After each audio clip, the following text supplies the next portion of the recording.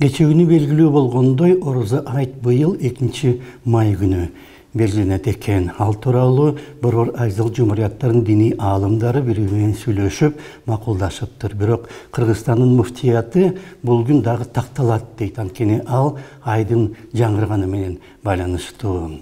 Айдын жаңырганын так көрүү үчүн кээде муфтияттын өкүлдөрү тоого чыгып карайт.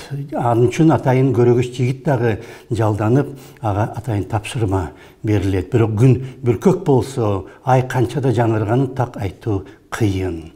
Аксак Темирдин уулу небереси Улукбек Самарканды башкарган жана исламга берилген адам болчу. Бирок анын окумуштуулук даңкы дагы дүйнөгө тараган. Жана ошол Улукбек 15-кылымда эле ай канчада жаңырарын, кайсы күнү канчада жаңырарын бир нече 100 жыл алдыга санап чыккан. Ошонун жылнамасын эле карап көрсө болот эле. Андан тышкары дүкөндө сатылган кадимки календарда күн же ай кайсы күнү канчада чыкканы так мүнөтүнө чейин жазылган. Биз болсо 21-кылымда тоого чыгып айдын жаңырганын карайбыз.